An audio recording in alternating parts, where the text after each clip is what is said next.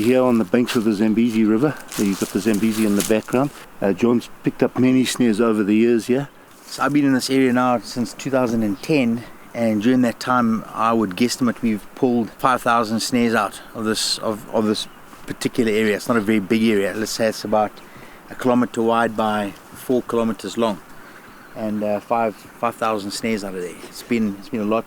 And not only have we picked up the wire, but we've also found the dead animals, buffalo, lion on occasion, and it's heartbreaking. You see how these guys suffer and have that slow, painful death. Really is bad.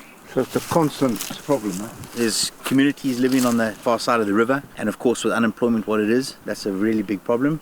So they come in and they see our park here full of wildlife, and they've got kids, and you feed kids, so they come over and they blazon. They come over within 100, 200 meters of any camp, and they will lay their snares. Here's one here. Yeah. Oh, yeah. So sometimes they're not like that. Sometimes the guys have tied them up like that. Okay. And they'll come and set them at night time and go down. Oh, yeah. Very fresh, eh? Very fresh. Yeah, look, that's still... Yeah. This was probably more for impala, kudu, something like that? Kudu, something like that. Kudu, bushbuck. It's important, and you learn this over time, is how these guys tie them, because if you figure out quickly how they're tied, you can then untie them.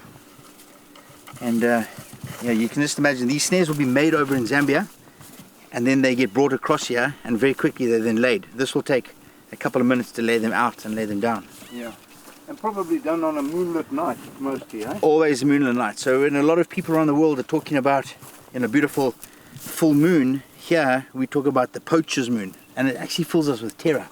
And they get every night, you're relentless, poachers, and they're setting these snares, and not only snares, but sometimes pitfall traps with sharp spikes in the bottom. The animals fall on that, and it's just, they've got a lot of time, and they can see at night time, and off they go. So it's after the full moon that we then go in and we pull out all these snares. Sometimes you pull the snares out today, tomorrow they set up again, but it's all because of the full moon. Many people love the full moon. Here, full moon is not always nice.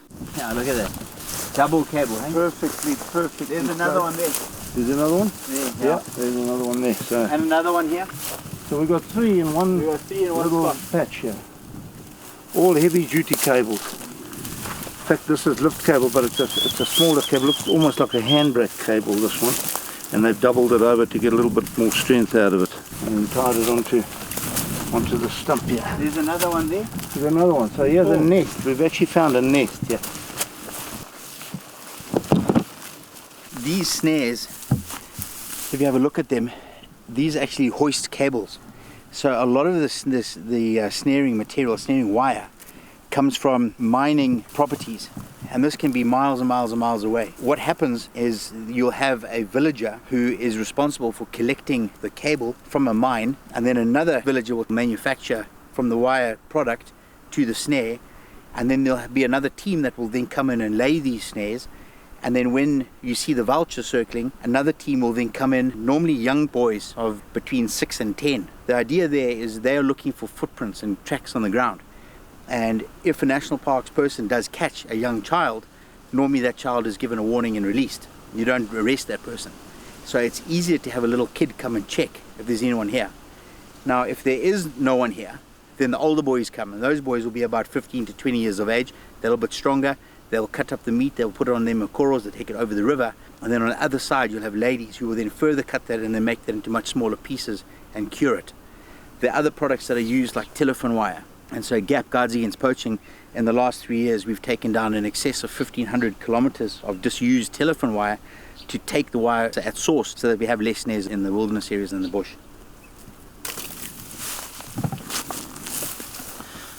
Alright, so here we've got another type of snare, and if you have a look at that, that's no longer hoist cable, that's actually old farm fencing wire.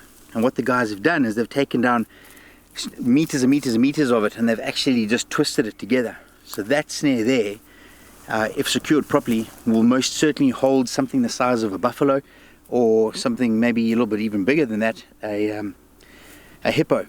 And certainly if a lion were to get in there, the lion would not come out. The lion would opt to chew its own paw off before this would release it. So very, very nasty wire, and very, very difficult to break.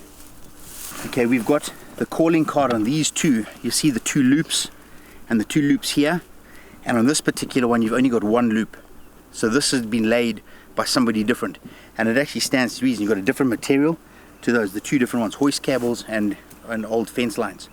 So two different people snaring in the same place. So we've got an online platform, it's a GPS platform, and what we do is every time we find a snare, we'll GPS the location of that snare, we'll photograph that snare, and then we send it into a central database. And when we do pick up a poacher, we will then link these snares to that particular poacher. Each snare has got its own unique little calling card.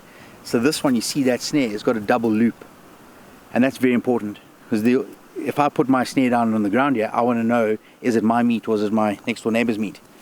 So I have my own little calling card, and so we can now determine who was the man who put this particular snare down.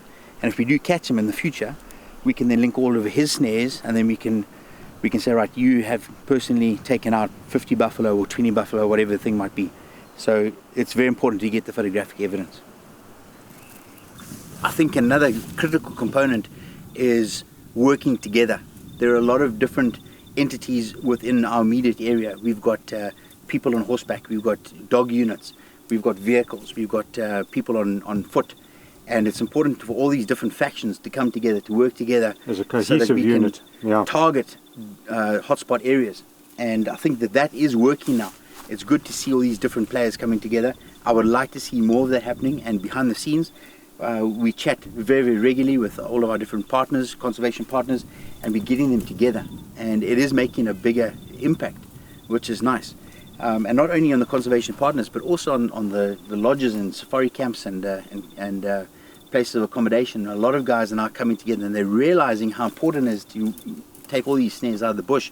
Otherwise their guests don't get to enjoy what we have in bygone eras. So there's a lot of work to be done, advocacy work that needs to be done behind the scenes to get all these different partners together. You know, people come out to Africa, and it's not just about the wildlife they're seeing, it's about the community, it's about the challenges that the community face, it's about the wildlife and the protection thereof, and getting them involved to understand the issues and the problems that we face day and day. So when they go back home, they can become advocates for what we're doing, and they can impress on their friends and their families what vital work that we're doing here. And bringing those interests back here further assists us and ensures that we can carry on, we can soldier on with all of these initiatives that we got going on here right now. And certainly, you know, just one afternoon's worth of work, an hour and a half, probably a kilometer of patrol, we need a lot more people out here. And so the more involvement we can have with our guests, with friends, family, lodges, the better.